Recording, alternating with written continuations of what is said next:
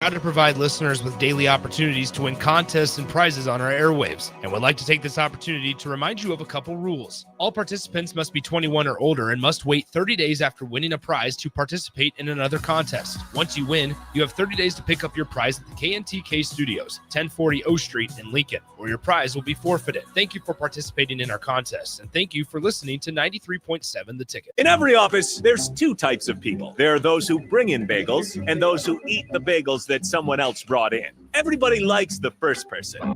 Be that first person. Weekday mornings at 7:30, you have a chance to win a business box of bagels from Bagels and Joe. All you have to do is shut up, Sipple. 2 questions for you, 2 for Sip. Win, and the bagels are yours. Lose, well, you don't want to lose. You lost Monday, you lost Wednesday, you're a loser. Shut up, Sipple. Weekday mornings at 7:30, brought to you by Bagels and Joe. Nebraska Volleyball just wrapped up another match. Join former Husker Mandy Monson as she breaks down the game from the hard swings and perfect sets to the diving digs and precision passing. 93.7 The Ticket's post-game coverage of Nebraska Volleyball starts now.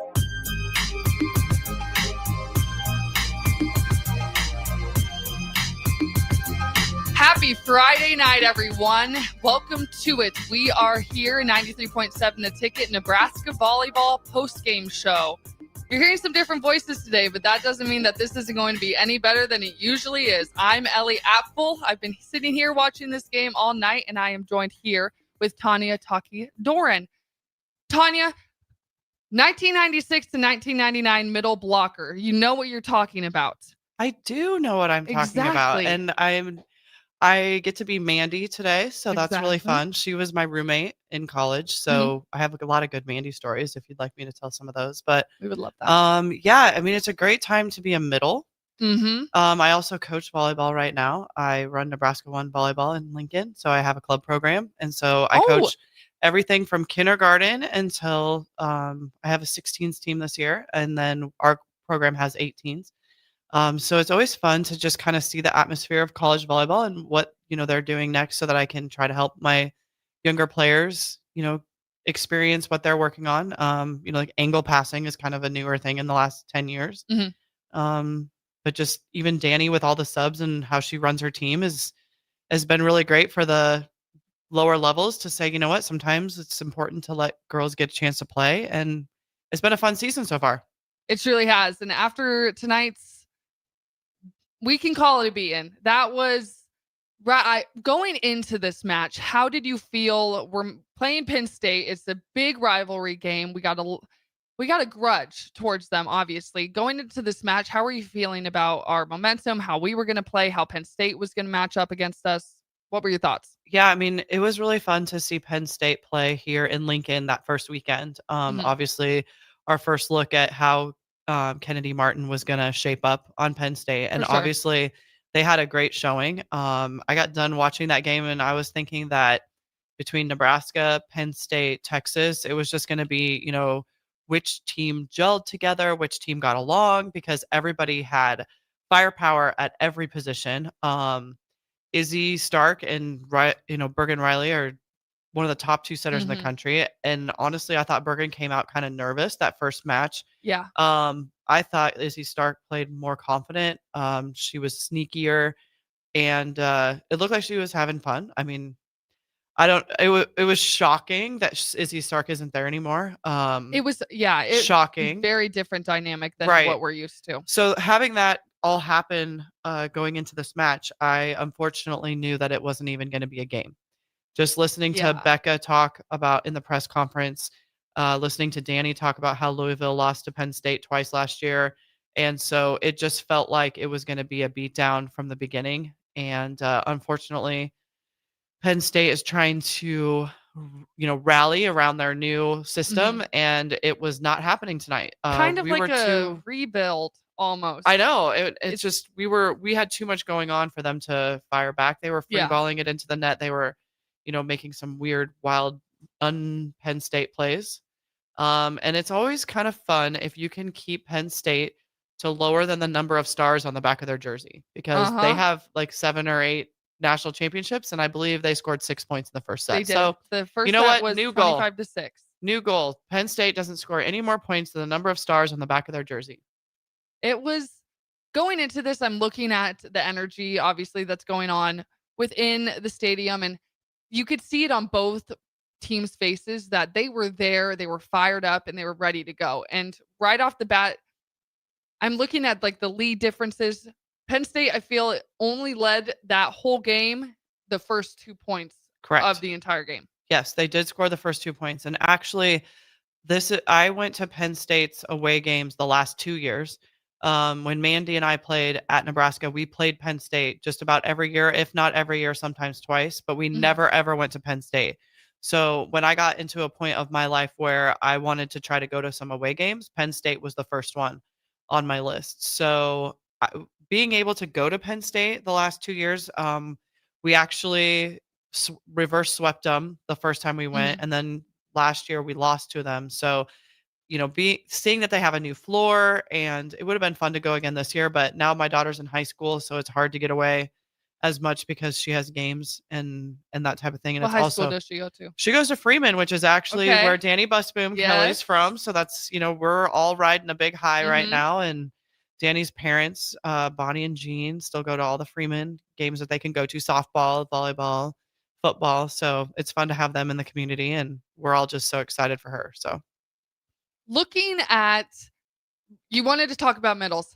I think, in my opinion, and I know a lot of other people can vouch for me for this, middle is one of the most difficult positions that you can have on that court, just because you have to be reading the block at all times. And blocking there's a science to blocking. Right. There's either, is it going straight down? Is it going to go a little bit more into the backcourt? Like, there's so much that goes into it. And I feel like the middles, just because they're in there for only 3 rotations, maybe, if they'll serve in the back row, and you were really excited if you got to serve and play in the back row. At least I know that I was, because that was something that I never was able to really do, because they kind of just put you in a bubble, and this is what you're supposed to do. This is what you're good at.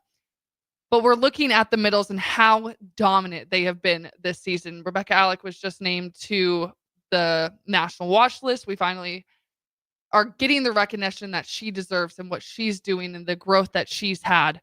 What did you see from the middles tonight that really stood out to you, especially within this program? Yeah, I mean, I think it's a great time to be a middle. I think, looking at what Becca and Andy have been able to bring to the season, I think probably the toughest part about being a middle is that it really comes down to having a great pass. Yeah. You can talk about having a great setter and all that, but really it comes down to having a pass in front of the 10-foot line if you want to set the middle. I know sometimes, and it just seems like the newer setter, the freshman. Campbell, yes. So Campbell kind of shoots it a little bit more to the setter. She comes off to the 12-foot line and she still turns and burns to the middle. But in general, a lot of it has to do with the pass. And so, even when I'm coaching younger middles, it's difficult to have people want to play middle because they feel like that's the position that they never get set. Because, at whatever level you're at, they're not passing very well. So, I mean, I just feel like what's happening right now is we have 2 middle captains on the Nebraska team who's number 1 in the country. And I believe that Louisville, like Pressy, she's like a 6'5" middle. Yeah. She is also the captain on her team, not the captain, but one of the captains. And I just think that there's starting to be a little bit of a shift to, wow, look what a middle can do. PK, that used to play at Louisville, is now at UCLA or USC, one of those 2. Yeah. She made a name for herself as well. And so I know that we're kind of in a point in, just the growth of the game where the 6'5" girls are now coordinated enough that we are actually able to do some cool things. And so we actually have the number 2 recruit in the country, Lisa Reitzman's daughter, Shayla Rottenberg, who plays at Milford. She's like 6'4" middle. And so she, she's being looked at Nebraska and, some of the big schools. And it's just like when she was 11 and 12 years old, it's hard to see that she's going to be as great as she is right now because they're not at peak height.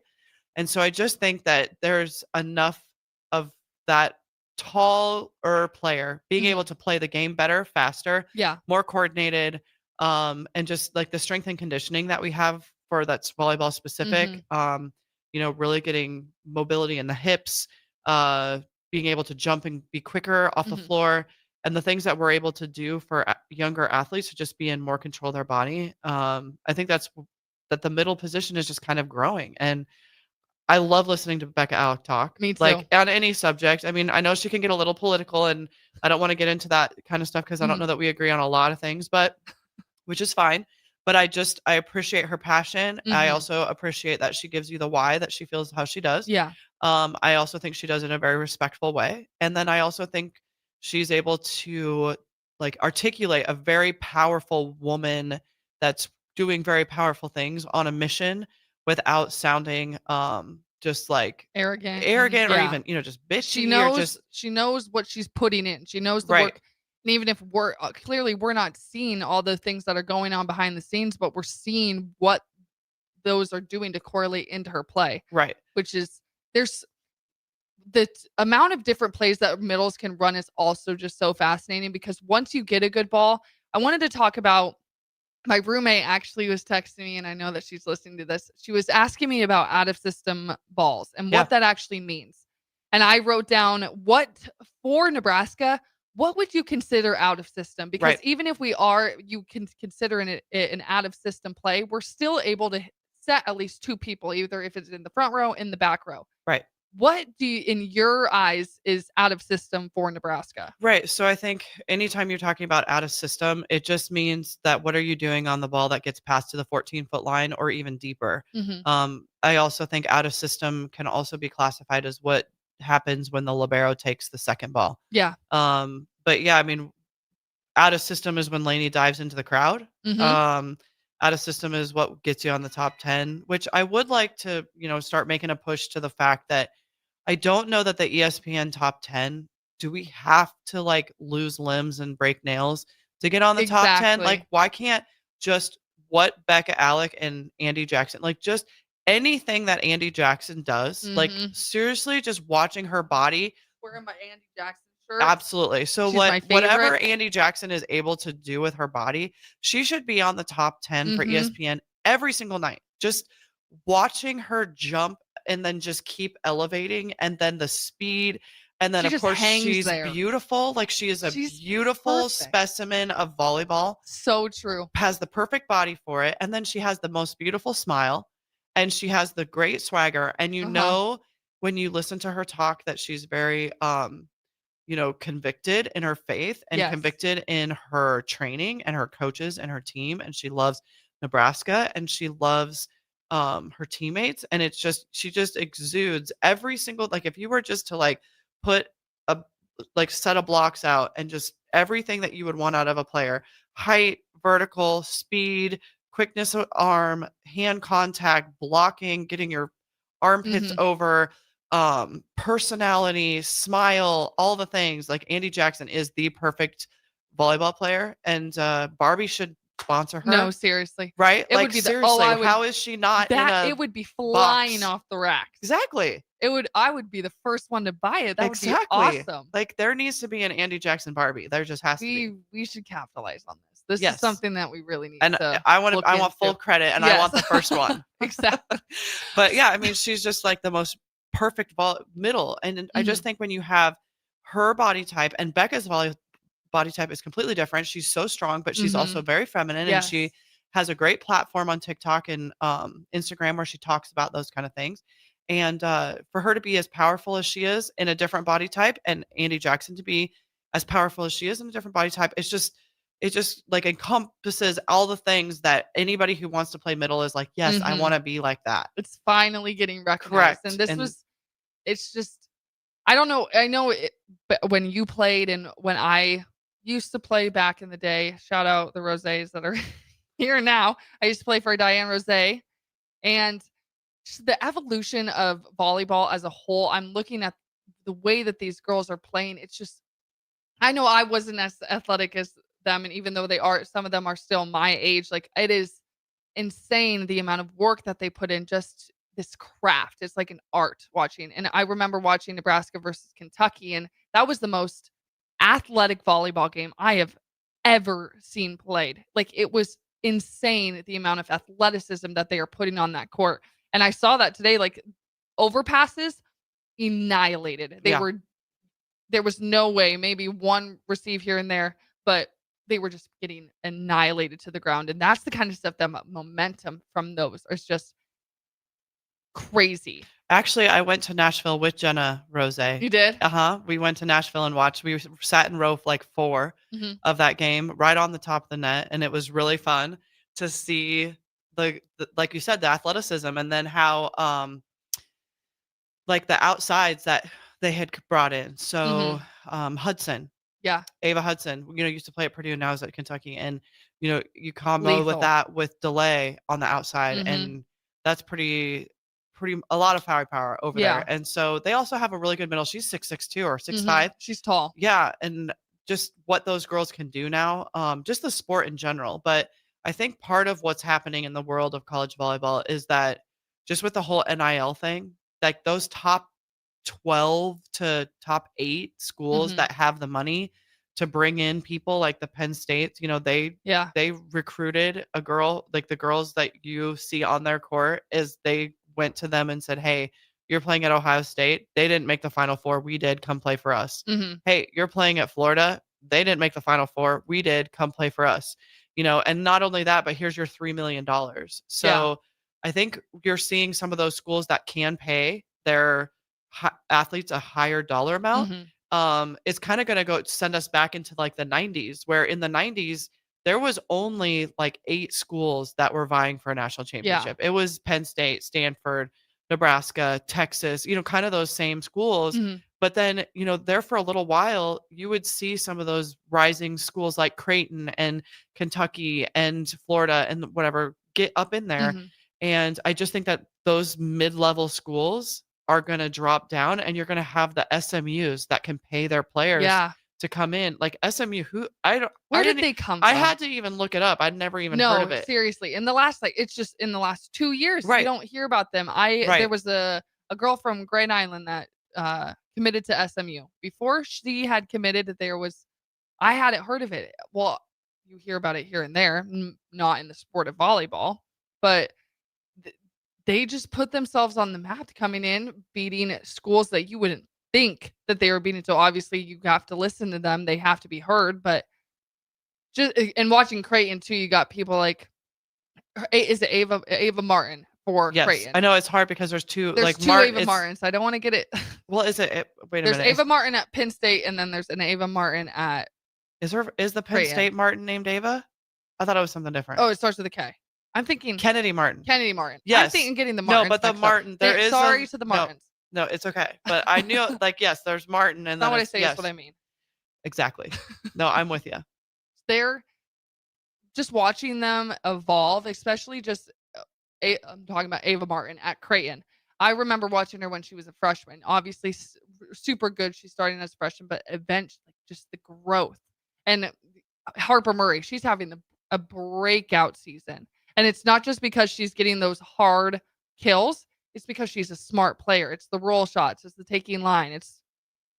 She's so dynamic. And that's what makes her a good volleyball player. It's not just she's getting these big kaboom kills. It's nothing like that. It's what is she doing that's making her stand out here and there to eventually rise above all of these. Yes, we're looking at them. They're getting these kills. But what is she doing differently that makes her stand out? Right. I mean, I think what we're seeing is that, it's like monkey see, monkey do. And I know that sounds like so like little kid, but I think when you have a player like Ava Martin, who's built the way she is, she can watch a player like Shacoin from Louisville or Ava Hudson from now Kentucky, and just look at their body types and look at how much power they're creating. And so I think just being able to just watch another player in your kind of body type do what they're able to do and like create that power. I think a lot of what the girls are doing is coming from their mindset, like trying to train a volleyball player to hit the ball harder is like I try to have them think about something that they're mad at. And like, you got to create that speed. There's got to be some fire. There's got to be some pop. And you can be the nicest person in the whole world. Like Andy Jackson could not be the nicer person. No. But the power she's able to create. And so I think it's having these players see other players be able to hit that hard. And the same kind of goes for my daughter, who's now a freshman playing at Freeman. And that is, as a freshman, you're playing with seniors who can do these things. And, she's maybe a little bit thinner than some of the other girls, but she's the same height as them. And so she sees them in practice every day doing what they are able to do. And she's like, oh, well, I want to be able to do that. And I think that's just how the sport has started to evolve. You have the Jordan Larsons of the world, and you have, you watch the Turkish team, like those women look like men.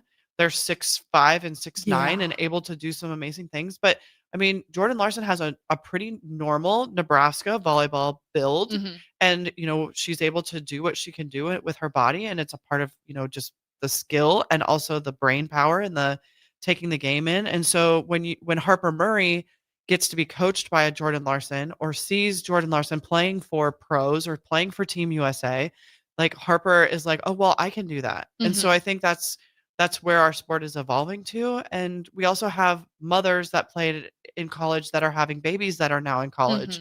And this is we're kind of in that second generation right now. Yeah. Where when you talk about football, the guys that are playing football right now, their dad played football. His dad played football. And it's like a 4 or 5 generation. You know them, you see them. Right. And so having dads understand, like, this is what it takes to be great at volleyball. And now football, sorry. And moms being able to say, this is what it takes to be great at volleyball. That's the evolution of the sport right now, is because we know what it takes, and now we can instill that into our kids. But you can lead a horse to water, but you can't make him drink. Exactly. And so if my kid wants to be great, she has to be great on her own. I can give her tidbits here and there, but it really has to come down to how much she wants to put into it. And those are the players that are going to go on and play in college and in pros. And the way the world is in volleyball right now, you can get paid millions. You don't have to be Jordan Larson to make millions. Mac Pedraza, she's a great player. She played at Ohio State. She's on the radio and TV now. She played for the Vibe or whatever, or now it's Supernovas. And, she's making money playing volleyball after college. And then she became an announcer, and there's money in that, and there's careers in that. And, Maisie Bosinger is going to go on and be the media director for Love, one of the Love teams, or the whole Love program. And so she doesn't have to be great at the sport, but she's obviously good enough to be at Nebraska. She plays at Nebraska. She has a great personality. She has a great smile. And now she gets to have a career because she played at Nebraska. And so I just think that the opportunities there are for girls these days in our sport is making more people want to play it. And we don't have to break arms and legs and tear groins and like we do in basketball to be great. That's a hot topic right now with, the reffing situation that's happening in the WNBA. But that's the one thing that volleyball is way different, is that there isn't the contact. And so I think, even as a mother, do I want my daughter to be playing basketball right now? If volleyball is her main thing, does she want to play some basketball? It's just like the way the basketball world is right now versus the way the volleyball world is, a lot of kids are leaning towards volleyball right now, just because of, you can be powerful, but you don't have to have the combat. No. Very well said. This is already a great, just because obviously we're talking about Penn State, Nebraska, but this is just obviously a learning for people that don't, we talk a lot of football here. It's really all we really talk about, and volleyball kind of gets pushed to the side. So it's good that we're bringing this to the light. We're talking about the biggest sport in Nebraska, really. We're number one. Tonight we showed why we're number one. We're going to throw it to our first break. When we get back, we're going to talk about what happened to Penn State. Why was this the game that it was? I'm Ellie. I'm here with Tanya. We will be right back.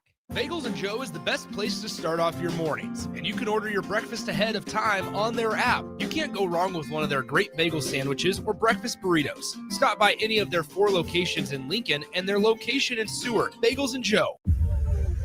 This just in, hot off the bench press. Planet Fitness has expanded strength equipment. We're raising the bar with these benches, and our hack squat will have you actually looking forward to leg day. Plus, we're still repping all the best-in-class equipment we've always had. There's no better time to get stronger.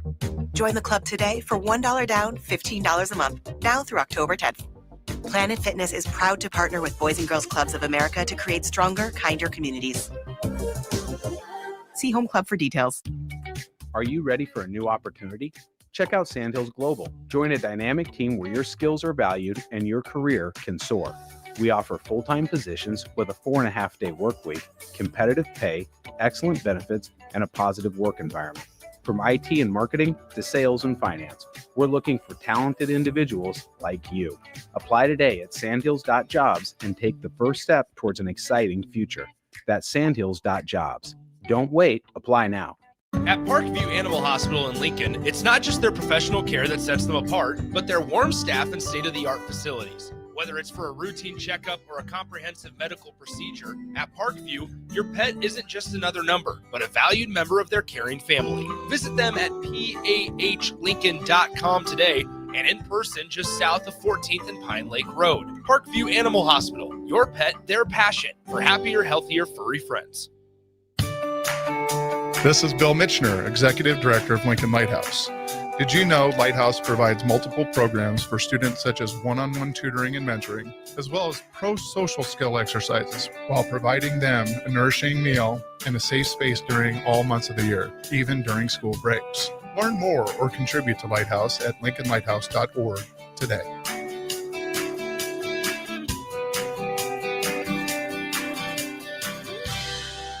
We interrupt this commercial break for an important story. There once was a man from Nebraska who went searching for food in Alaska. When his stomach was rumbling while laying in bed, he could think of only one option, Führer's cheese spread. So he left at once and drove day and night to return back home for cheese spread delight. Now his stomach is full and the voice in his head tells him no more vacations without Führer's cheese spread. Find yours today at most local grocers. Water heater gone? Call Bryant. The price you're quoted is the price you'll pay. And in most cases, same-day replacement. Bryant Air Conditioning, Heating, Electrical, and Plumbing. 467-1111.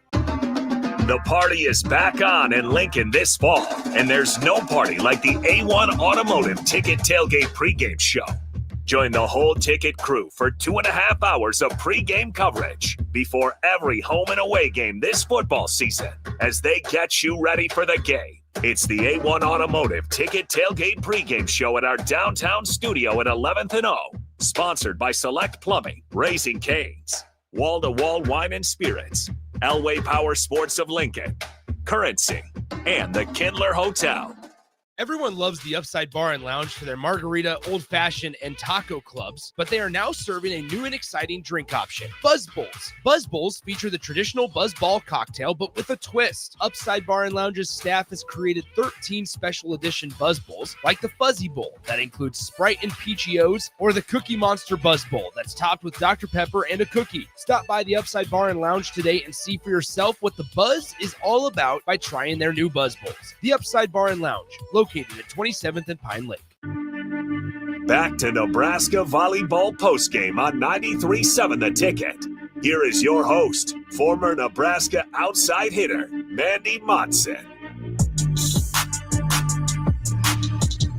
We aren't Mandy, but we're still talking volleyball. We are, and I see her picture coming up, and I'm like, she just looks so much better than me. I'm sorry. You're the hey now, no, the non done up version of Mandy. We're still here. We're talking Penn State versus Nebraska. Nebraska takes them down 3-0. If I'm looking, I don't remember the last because it happened. There was a lot of things going on at the end of the third. 25-13. 25-13. My mother-in-law texted me because I was like, "What's the last score?" Because I had to walk over here. Yes, we were a little discombobulated before, so we were like, "Oh, game's over. Okay, let's start this." But 25-6, 25-15 was the second set. An absolute beating. But before we talk a little bit more about the game tonight, we were talking about some things that have happened with Penn State specifically Izzy Stark, where you've had some things to say. What's something, this is obviously a hard topic, especially because mental health is so huge now, especially in this day and age. Volleyball, things like this don't happen that often. So right. What are you thinking when it comes to this? Yeah, I mean, like I said, I got to see Penn State firsthand, the first game of the first tournament of the year, that first serve that happened in Lincoln, which was an amazing event. And I really hope that they continue doing something similar. And if it is happening, especially I'm definitely getting tickets. Here. Yeah, let's go. And or, just do an Omaha once and then Lincoln once and then Kansas City. Just keep it here in the Midwest. We have the arenas. We can do it. So I don't know why we're being so standoffish about it. Let's do it. Right. So then I was actually painting my daughter's room, and I had my phone kind of sitting on a part of the paint can. There's one that was closed, but it was that metal, and it had like the little thing on it, like the opener. And so my phone was sitting there, and all of a sudden it was like bzz, bzz, bzz, bzz, bzz, bzz. And I'm like, I was like, okay. And I looked, I didn't have a phone call. It was the fact that Izzy Stark announced during the Kentucky Penn State game, because I wasn't watching the game, I was listening to it on my phone, but my phone was like buzzing on the top of this paint can, and I was like, what is going on? What is happening? And like everybody in my text group, I'm sure Mandy has talked about our alumni text group, everybody in my text group, my parents, Nathan's parents, my husband's parents, like everybody's like, what is happening? Izzy Stark quit, she's not playing, and all this stuff. And then she posted about her mental health, and everybody was just like, this isn't happening. How is this happening? Why is this happening?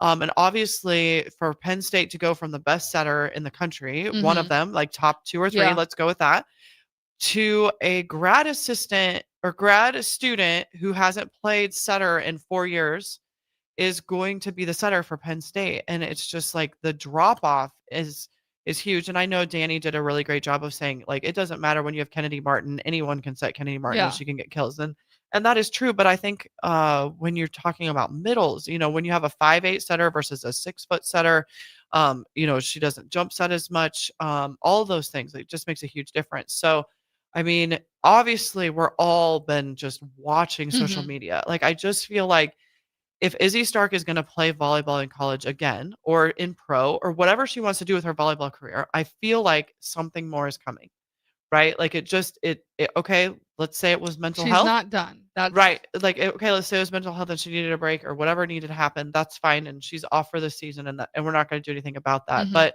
I mean, I'm guessing she's only a sophomore. Yeah. Right. So she would have potentially 3 more years somewhere, because she only played in 3 games. So I'm sure she could get a medical red shirt for this year, and then she would have 3 more years somewhere. So I just feel like at some point the news is going to break that of what actually happened. It just seems like mental health has sometimes gets thrown around, but the only thing that I've seen on like maybe that would be the most credible sources is that there was some domestic abuse that was happening, and you know, Izzy and her significant other, things were happening, there were bruises, and Penn State tried to help Izzy, and that wasn't what she needed, and however they went about it. But this is all, you know, social media, third-hand information. So I think I would just appreciate, as even just a fan, or even, you know, of a fan of her future, like, what is she able to do, is to, you know that she's okay, you know, and then also just like all the little kids that are growing up saying, I want to be like Izzy Stark. Well, then what is happening with Izzy Stark? And if it is mental health, then let's talk about it. Like, let's say what was, you know, and maybe we give her, you know, she needs to take her time off, but I do think that it is eventually going to come out that she's dealing with something that wasn't cohesive with what was Penn State wanted to have happen. Whether it was having to try to get her help or not get her help or whatever it was, but she's pulled all of her social media off of Penn State, as she no longer shows any Penn State pictures. She's unfriended everyone from Penn State. So I believe whatever went down was not, you know, it's not surface it's level. not right. It's not respectful in some way. And so, I mean, I just hope for the best of what she's got going on. And I think if she wants to go on and play in the sport, then being able to say, I'm Izzy Stark, this is what happened, this is what I want to do with this that happened, and this is, you know, I'm going to move on for this and be better from this, you know. I mean, was this team. Right. Let me see what I can do with another team. Right. And I mean, we all went through it with Simone Biles, you know, she got the yips or whatever she got. And you know, there were haters and people who were like, hey, you know, you're the best in the world, this shouldn't be happening. You know, obviously being one of the best setters in the country on the team that's returning national championship, you're paying millions of dollars to these transfers. You have Kennedy Martin, 6'6" right side. Like, your life should be like, is what everybody dreams of. You know, when you are 8th grade, 6th grade, you know, you're dreaming of your college career. You're dreaming to have a scenario of, I'm the returning freshman of the year, I won a national championship, I was on the all tournament team of the national championship, and you're returning to the school where your coach just survived cancer, Mhm. right? Like that was a So whole many scenarios storyline going on. like Yeah. it just seems like it was like a setter's dream that she had Mhm. going on. And so Could it's make a movie out of it. unfortunate whatever the situation is, and I don't know exactly what happened, and nobody really does yet, but I do hope that she's able to come forward and say, hey, this is what happened, this is how I'm going to overcome it, Mhm. and please allow me that space to get better. I mean, Yeah. because I think we all would support her, even the people that want to, kick her butt. We want to beat Izzy Stark. She beat us in the semifinals. We want to beat her. No problem. But we want to beat you healthy. We want to Mhm. beat you. And that's probably the most disappointing part about tonight was we want to beat Penn State full strength. We don't Yeah. want to beat them without their setter, and Mhm. so it'll have to be another year that we get to do that. So Mhm. Penn State's always going to come back stronger. Yeah. They're obviously going to probably recruit 2 setters. Mhm. I'd guess that it's probably a good idea to have 2 setters. People talk about how do we have Campbell Yeah. and Bergen, but this is why. You want to Yes, have 2 great exactly. setters and not just this one girl over here that Mhm. set in high school and maybe she could be a setter. But yeah, it was disappointing. I was fired up for the game before, and then when I found out about Izzy Stark, I wasn't as fired up. Yeah. There's so many different things because the setter on a volleyball court is the equivalent to a quarterback on a football field. Right. They're running the offense through their hands. When a quarterback goes down, it's that next quarterback goes then second string, that it's still very different and the dynamic is going to be a little bit different. So for Penn State, they had to figure out those different dynamics. And I like what you said about the middles. Like, yes, anybody can set an outside, you're hitting those different marks and those people, but for a middle, especially at different heights, what you're running, what kind of offense you want to have, that dynamic can shift anytime. So Right. I didn't get to see a stat line for the game at all. I was at the Big Ten bar across the street. So I never ever really saw a screen come across to say, but I would have to think that if it wasn't an overpass, Maggie Mendelson had 1 kill on the night. yeah.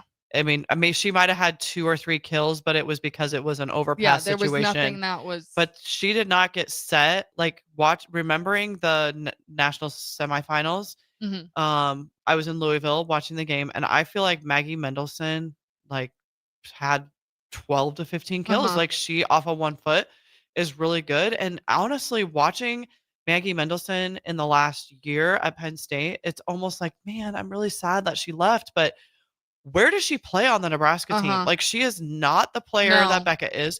She's not the player that Andy is. So she would sit the bench. She's not a right side. I know she played a right side, but I mean, when you have people like Virginia, and we also have the other player from Baylor, Ali Check. Yep. She's not going to play above either of those 2. So, I mean, I'm proud of Maggie for finding a place where she can be dominant. She was dominant against us in the last 2 years that she left. Completely different. Right. But now when you don't have a setter, she's like a non-factor. She's an overpass person and that's it. So I don't know if you have the stats over there, but there's no way Maggie had more than 3 kills. I don't remember them. I will get to that. I'll look that up because I would the stat line would be very helpful just looking at the dominance between that. I saw some things when they were talking about, because I was obviously watching the game on TV. We are 33-0 when we are first to 20 points. That's just how it's been. Right. And definitely at the beginning, it doesn't matter if we thought that we were going to go into this, we're going to just absolutely annihilate them. Penn State is Penn State. They can come in after that second set. I thought once they go to their locker rooms, okay, this is going to be a different game, because obviously things are going to be said in that locker room. That's obviously going to make a shift. What are they going to do coming out of that timeout? But still, it just wasn't a game that was not Penn State. And especially for Nebraska to go to their home court and do what they did. This isn't something that we're just going to this isn't going to just be brushed off. People are going to be talking about this until Penn State plays another match. And they're going to be continuing to talk about that match at their next match. Right. This isn't something that's going to be looked over. Right. if you're Penn State, what went wrong? What was the main, a lot of different details that went into this. Simple plays, simple things that were happening, miscommunications. But what for you was the factor that Penn State wasn't playing Penn State volleyball? Right. I mean, I think you can look at Jaravicious and her play. Anytime we play Jaravicious in the last 2 years, like she is on fire. Like you look at how many kills that girl had in the last 10 games. She'll have like year, 6. Jaravicious I was scared of her. Like there was something about her, and I feel like it was just because she didn't. I could be completely wrong, but she didn't get the grace and the acknowledgement that she wanted at Nebraska. So she took it upon herself to go find a place that she was going to be appreciated. Kudos to her. It's the same with Maggie Mendelson.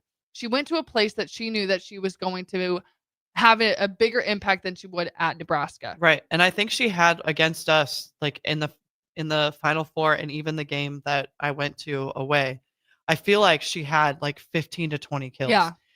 I don't know how many kills that girl had tonight, but she even got subbed out because she didn't have kills. Like our block was so on top of not only Martin, but I think Becca and Andy and all of those guys were tired of playing Jaravicious and getting like just used and abused off the block. Because you know that player. You know how they play. So when you're either something changed or something's going on where you're like, okay, I should know how they're playing. I should know what she's hitting. When we played her a year ago, like that was not happening. It was not. And right. It was just a very different dynamic for her. And I just didn't see, you didn't see that. And it was kind of disappointing to not see because you know what she can do. And we just didn't see that. Right. I just think that that's something that we like really took charge of. Like, I think listening to Becca on the over the course of the week and listening to Danny and stuff, like, I think that they pinpointed 2 or 3 things that they were not going to let happen. Where Jaravicious is not going to go off on us. Kennedy Martin is not going to get 34 kills. Like, Kennedy Martin had 34 kills against UCLA like a couple days ago and still lost. And I believe that was also at home, where UCLA came to Penn State. And it was, I mean, just think about that as a college volleyball player. You live in LA and you are going to travel across to the complete opposite side of the United States, which is a complete jet lag. It's 3 hours or 4 hours difference for them, 3 hours difference, right? And so like you think you're playing at 7:00, but it's not what time it is in your body. And they went in and beat Penn State at Penn State with jet lag. Right? I mean, I was like, what is happening? Kudos to them. Because that's like, it doesn't matter, especially within the Big Ten. Like now that they've added teams like UCLA, USC, you got to be prepared for that kind of stuff. Right. In Oregon and Washington. So last year I went to Oregon. Last year I got to go to Oregon and visit the Pacific Northwest. This year I'm going to UCLA and USC, and I'm really glad that they're split. So it's like Friday, Sunday, and I'm going to Disneyland with no kids in the middle. So super excited for that trip. That's awesome. But yeah, I mean, I personally played against UCLA I think UCLA we played once, but I've never been there either. And so I think it's just fun. You know, when Mandy and I played, we played in the Big 12, all 4 of our years. The first year where we were freshmen, that was the first year of the Big 12. It would change from the Big 8 to the Big 12. And so we played, Texas, Baylor, Texas Tech, Oklahoma, Iowa State. That was our Big 12. And so to be able to see some of these Big 10 schools, and now that UCLA and USC is in it, Oregon, Washington, like it's just a fun atmosphere to go to those schools and see what they have to offer. But what the best part is when there's almost more Husker fans than there are Oregon fans, and there's more Husker fans than Lipscomb or whatever we were just at. Yeah, we played Lipscomb and then we played Kentucky. And my friend at the time, she got to go to Kentucky and actually see that game. And like I said before, the most athletic game I have ever seen. Like, we are just seeing a new rise and a new play of college volleyball. It's insane. Yeah, but if you can pass right now, the team, and that's what I always tell people that are new to the sport. Like, I don't want to call her out, but I know she's listening. But my trainer at Kratos, I work out at Kratos. My trainer started watching volleyball about a year and a half, 2 years ago. And I said, if you're new to volleyball, this is what I want you to watch. I want you to watch where the setter takes the ball. Because I think one of the things that people don't understand about the sport is where the pass is able to get to determines how good you go on, like how great a set you can get.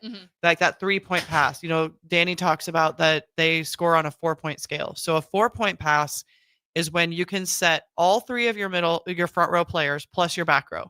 A 3-point pass is when basically your middle is taken out and you can only set the pin or the back row. Yeah. And then a 2-point pass is when you can only set, because you're running so far off the court, you can't set back anymore. You can only set your back row. And then a 1-point pass is when you only have one option, and a 0 is an ace. Thank you for saying this, because I was trying to explain this to my roommate earlier. I told her, I was like, yeah, she was asking about out of system, obviously, and I said a 3 pass, but obviously she's probably not going to know what a 3 pass is because she didn't play the same amount of volleyball as me. 3 pass or a 4 pass is in system. Yes. And a 0, 1, or 0 is obviously completely out of system because you just got aced. But a 1 or a 2 would be a out of system ball. And so if you're new to watching the sport, I think it's good for people to see where is the setter setting from. Yeah. And I think if you watch the 2017 national championship where Nebraska beat Florida had the 6'9" right side, 6'5" middle, 6'4" outside.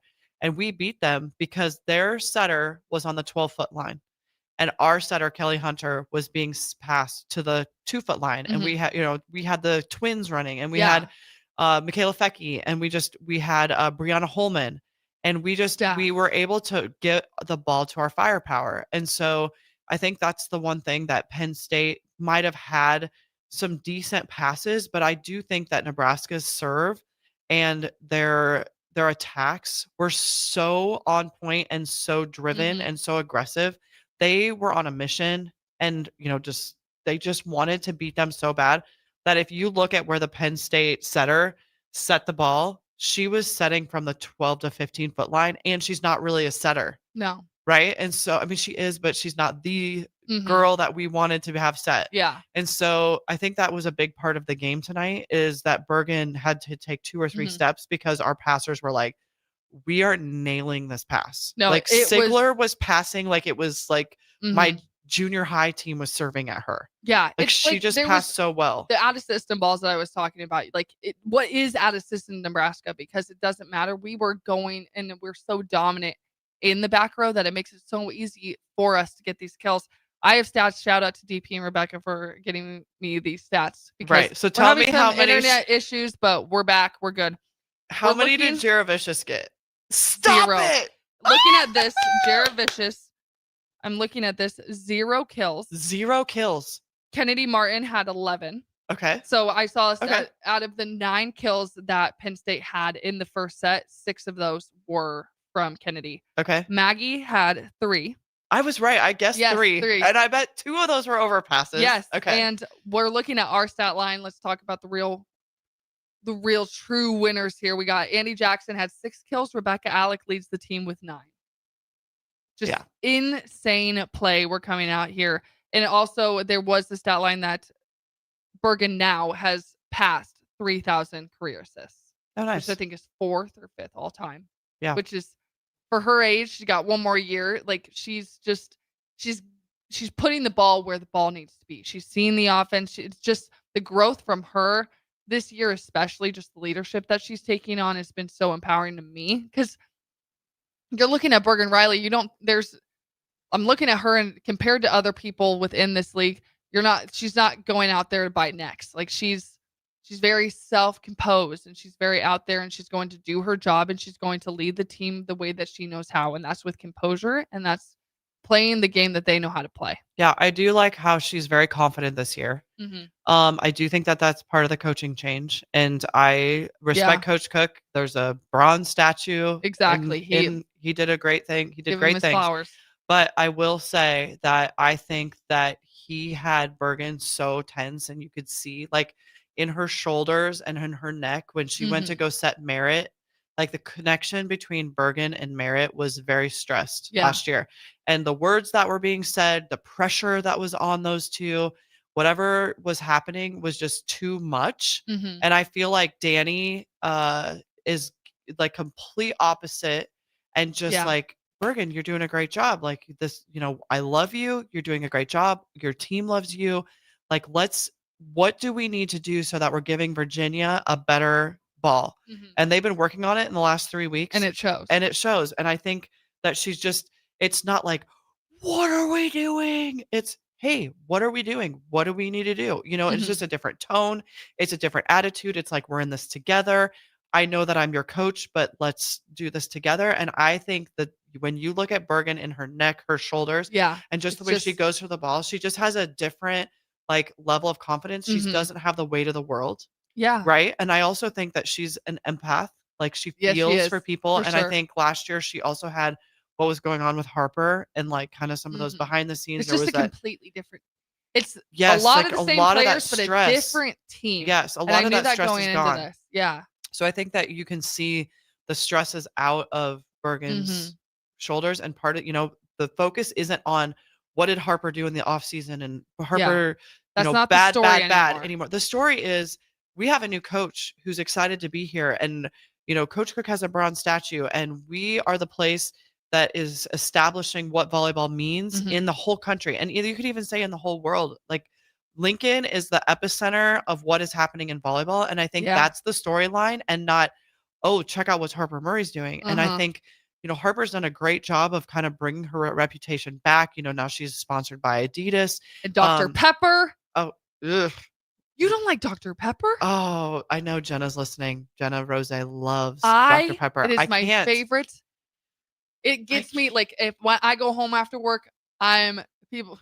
Can we just call it? How many flavors is it? Like 20? There's so many flavors. Wait, but what do they say? What is it? I've been to the Dr. Pepper museum. What's their line though? Is it 21 flavors, 27 flavors? Well, I'll look it up during. Okay, but can we just call it chemicals? Like, no, we 23 cannot. toxic chemicals that are in that. It is so. I can't do it. I can't even smell it. That's okay. When I see you again, I'm gonna bring you a Dr. Pepper, and it's gonna. You can say it all you want, but we're gonna drink one together. You know what? I could probably, step back and drink a Dr. Pepper, but I would never choose it on my own. I'll bring you one, so you don't have to choose. We're gonna throw it to our last break of the night. Thank you for letting us rant. We're talking about something we're both very passionate about. This is something that it's growing, and we're glad that we're a part of the growth and that we're able to talk about it. We're gonna throw it to our last break. I'm Ellie, Tanya. We'll be right back. This is Lincoln's home for sports talk on the FM dial. Also online at theticketfm.com. On the internet. KNTK FM Firth, 93.7 The Ticket. Chris Bear, college football, and $1,000 extra bucks. 93.7 The Ticket with the IBA is stacking your fall with cash during the $1,000 cash blitz. God, are you kidding me? Oh my goodness, thank you so much. Listen every weekday at 8 a.m., 10 a.m., 1 p.m., and 3 p.m. for keywords to text to 508-777-1000 or enter the keywords through our website, theticketfm.com. Hey, this is Lauren, and I just won $1,000. Woo! Your shot to rack in $1,000 in this nationwide contest. The $1,000 cash blitz on 93.7 The Ticket. It's game day, Husker fans. Max Tan celebrates the Huskers and the amazing athletes who bring the energy every game. Right now, experience the 2025 season tour. High-pressure tanning, red light therapy, and spray tanning for just $20.25. Max Tan keeps you looking and feeling your best all season long. Max Tan, shining bright with Husker pride. Take it to the max and go Big Red. Hi, Sean Callahan here for Koppel Chevrolet GMC. This month kicks off Koppel's 50th anniversary sale. We're celebrating 50 years by offering an additional $500 discount to the next 100 customers that buy a new vehicle. This is in addition to the huge savings already in place. You can take an extra $500 off our discounted price, or we can cut you a check on the spot. Celebrate with savings and see why customers have trusted Koppel since 1975. It's our way of saying thank you for all these years. Rashawn Jackson here for Bauer Underground, who has been serving local contractors and utility contractors all across the state since 1997. When you see the black and white trucks, you know the baddest dudes in the business have arrived. Bauer is currently looking for equipment operators, laborers, diesel mechanics, and aerial linemen. Join the brotherhood built on hard work, authentic people, and pedigree of success. Bauer, a family-friendly company who reminds you Go Big Red! This is your year, where your team takes it all the way. Win way more than bragging rights at Warhorse Casino, where your love of the game could put $1 million in your pocket. The Pro Football Frenzy is free to play with prizes all season long. Weekly cash prizes up to $1,000 cash, season-long leaderboards, and a chance to win $1 million. Only at Warhorse Casino. Wagers may only be placed on Nebraska-based teams when played outside the state of Nebraska. Must be 21 or older to gamble. Gambling problem? Call 1-833-BET-OVER. What's better than supporting your favorite radio station and eating delicious Nebraska-made products? Smoking Gun Jerky of Nebraska wants to highlight you, the listener, on the 93.7 The Ticket Wall of Fame at the store. Stop by the store at 48th and R in Lincoln and see their huge variety of small batch gourmet jerky. Or if you're not in the area and want to try some, go to smokinggunjerky.com and enter code EARLY for 10% off your purchase. It's the ultimate low-calorie, high-protein snack at Smoking Gun Jerky of Nebraska.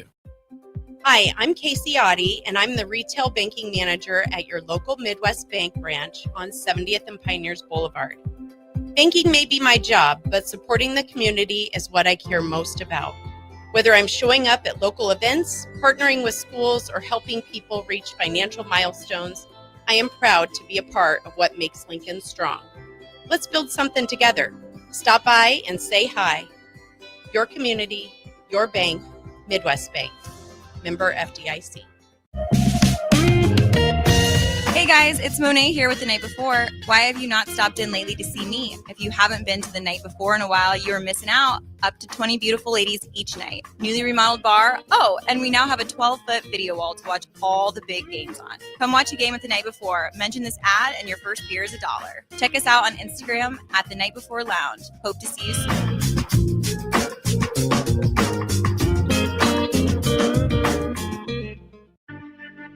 Back to Nebraska Volleyball Postgame on 93.7 The Ticket. Here is your host, former Nebraska outside hitter, Mandy Monson.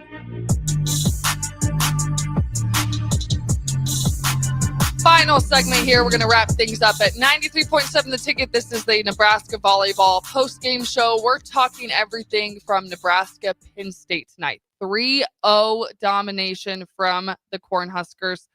We love to see it. It was something that I wasn't really expecting. A lot of people were going, oh, we're going to go to 4 sets. But that just wasn't the case. We got a few things from, if you want to text in, we got 402-464-5685. Our Starter Heyman Jewelers text line is always open. But we've gotten some comments from our YouTube comments.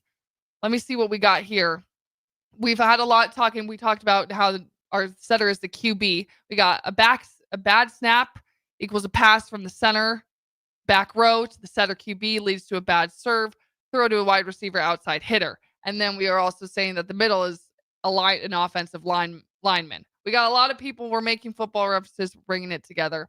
A lot of people were saying that we like to see that Nebraska absolutely made Penn State struggle. That was a big thing that was going on. Yeah, Vicious with 0 kills was for me. I didn't know that until about 7 minutes ago. But also, it doesn't not make sense to me because she just wasn't a big factor in that game. And we saw that.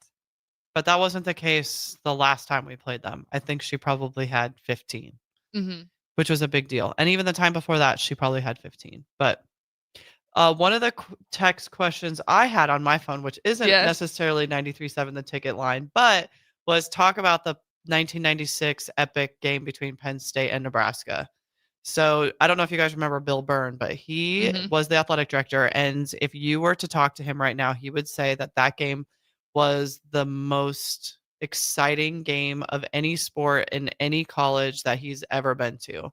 And it was back at the Coliseum, and we were trying to go to the Final Four. And it was back in the regular scoring, right? So you had to serve to get the point. And we went to the 5th set, and it was rally scoring at the 5th set. And I don't know the exact score off the top of my head. I'd have to look it up, but it's supposed to go to 15 in the 5th set. And it ended up being like 21-19 or 22-20 or whatever it was. And that was the first time in my volleyball career where the sound of Go Big Red changed to my heartbeat, because if you've never been to a game at the Coliseum, I feel sorry for you, because it was one of those places where it was where volleyball happened in the air. Like it was just in the air. It was the crowd, it was the band. That was back before you had, anytime there was a timeout, the DJ played. Like it was the band and then the cheerleaders.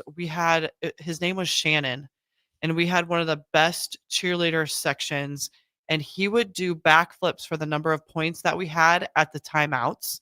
And so like he would backflip and the whole crowd would go 1, 2, and the timeout could be 14, right? Because we were playing to 15 back then. All the games were 15. So he would do the backflips, and the ball boys. So the coach, the current coach of the UNO team, Buttermore, and the current coach at Concordia, Ben Bolt, were our ball boys, and they would do the YMCA to the band playing the YMCA. So it was just like some super old school, just almost like a high school football game kind of a feel. I love that. So feeling. just that like brassy excitement, and just the crowd and the voices and all the things. And then when we were playing Penn State in that 5th set, there was a timeout and Coach Pettit was talking and I was not really paying attention. And then he says, "Okay, Tauke, you're in." And he's like, "Do what I said." And I was like, "What? What did he say?" I don't know what you said. So I got subbed in, and I go into the game and I asked Kate, I'm like, Kate Cernich at the time, I was like, "Kate, what did he say? What am I supposed to do?" She's like, "I don't know, just block a ball." So I go out, and the very next ball, I block a ball for a point. And I was like, okay, that's what the coach said. I did what she told me to do. Right. And so, yeah, I mean, I was a freshman. You look back on those moments of, I don't remember the exact score. I don't remember, I remember it was Megan Corver going on a slide and Lauren Kochmani from the other team going on a slide. And it was just this whole back and forth thing that was going on. But we pulled off the biggest win and that could possibly have happened the year that we won a national championship, lost 4 of our players, like not only 4 of our players, but 4 All-Americans that were like the Honda award winner, was gone. And we came back and we went back to the Final Four. It was not supposed to happen. And so we exceeded all expectations. We weren't supposed to win that game. We came back and won. And it was just one of those moments that I will never forget about the Coliseum, that it came alive in your heartbeat. So I've never felt that again since the transition to the ball. Right. I did actually go to the Olympics this year and was able to be in the Olympics when, they're doing the USA. And that, it wasn't because of the loudness of it. It was just because I was at the Olympics watching Team USA that I got kind of that same feeling, but my heartbeat didn't change because it wasn't as loud. But those are the things that you remember forever. So shout out to the 1996 Nebraska team that sent us to the Final Four with a big win over Penn State at the Coliseum. So we're continuing to let's continue to take down Penn State when we I know. can. I mean, what else can we talk about exactly to take down Penn State? I mean, I've never been to a football game there, but I will tell you I was actually at Penn State last year when there was a home football game. And so the situation when you go to Penn State, I don't know if you've ever been to, they call it Happy Valley, but it's, I've never been to the Happy Valley. Yeah. I mean, it's great. But if there is a home football game, a regular hotel room at the Hampton Inn is $700. So what we had to do last year was we flew in on Thanksgiving Day. The game was the next day, so we went to the game, but we couldn't spend the night in Penn State because of how much the hotel rooms were. So we drove to Pittsburgh to fly home from Pittsburgh just so we didn't have to spend $700. But like that game, we ended up losing in 5. But we didn't get out of there until like 10:30, 11 o'clock at night. And so it's like you can't spend the night in Penn State when there's a football game the next day because you're going to get caught either way. Like it's not. But they do have, I will say one of the things about going to their games is that it's general admission. So you're standing outside no matter what the temperature is. And it was in November the first time I went, and I remember being freezing. So I brought my Uggs the second time because my toes were cold. So you stand in line for an hour and a half to get into the building. You run into the building. And then if you go to the Penn State game, you must go to the bathroom because there is only one women's bathroom for like 4,000 or 5,000 people. And that 80% of the people in the building are women. And so you must go to the bathroom the first thing that you do when you get there, because otherwise the line for the bathroom is like 45 minutes to an hour long. It's the most ridiculous thing. But their campus is beautiful. They have the cutest little French diner where everything is in French, but it's like a diner. Like, so like, think of like your little, like it looks like a subway car diner. It's a diner, but it's all French. And so like, I've only been to one, but it wasn't French. And so like they have like baguette French toast and, you know, those kind of things. And they have French press coffee and all the things that you would expect. But if you do go to Penn State, I highly recommend it because that crowd is very similar to a Coliseum crowd. It's very similar because they're right on top of you. The one guy has a marker board. And so he's writing all these things. You know, Jordan Larson was the coach last year and Megan Hodge was their coach, and they played against each other. So they had Jordan Larson and then the little less than the sign than Megan Hodge. And they were saying something about Coach Cook, if I can remember right, but it was basically like, are you going to retire or something, which was really kind of funny because that was actually his last year. Yeah. So, I mean, Penn State does do it right when it comes to volleyball. They have their whiteouts. Yeah. Their student section is huge and right on the side of the court. Like if you transition out to hit a 5 on your side, you're basically in the lap of the most rowdiest student section ever, which I did want to wear my red shirt and go sit in the middle of the student section because it's general admission. You can sit anywhere you want, but you know, they would probably muscle me out of there, but it's definitely a really cool atmosphere. I was really bummed to not be going to the Penn State game this year, but then I was also really bummed that we aren't able to play them full strength. So it was sad and but I will take the win. I will take Juravicius getting 0 kills as the win. Maggie Mendelson only had 3 kills, and to have Kennedy Martin go from 34. They only had 3 players that had any kills. They did. They didn't have any points. No, yeah, there was it just never felt like there was Penn State was really there. No, it was all Nebraska. I think how many missed serves did we have? So they scored. Yeah. You said they scored 6, 15, and 13. I mean, we probably had 4 missed serves. Yeah. So Kennedy Martin had 11 kills. We had 4 missed serves. We probably had 5 or 6 just hitting errors in general. But like they didn't earn their points. No, it was the only points that they got was us making an error, which I don't remember a whole lot of errors on our side. Like it was a very clean. We passed well. Bergen set very well, and I mean, yes, I love my Italian. Like yes, Virginia. Yeah. Thank you for coming to Nebraska. I really hope we don't lose our textiles graduate program or whatever she's here for, because having her on our team it's made a load of a difference. It's made a load of a difference. And I love their little Italian. In conclusion, Nebraska played Nebraska volleyball tonight. It was an absolute beating. Like I said, 3-0.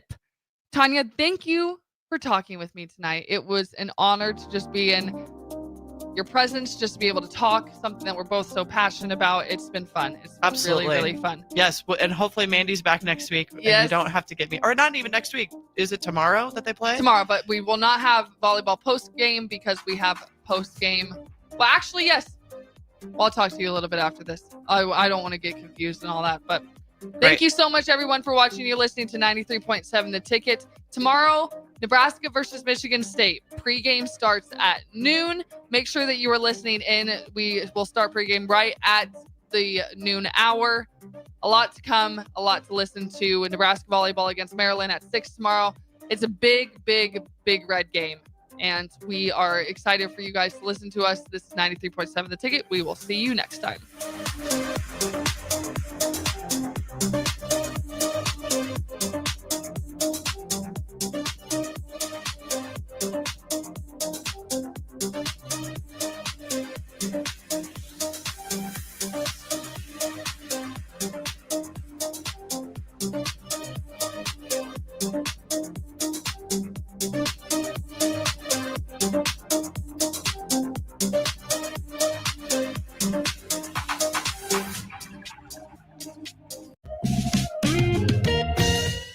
It's Monet here with The Night Before.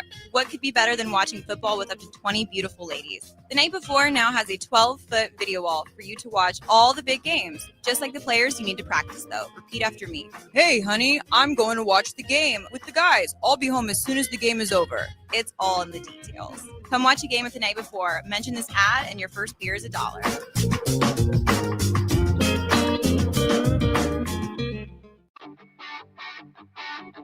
Gannett Trucking is hiring CDL Class A and B drivers.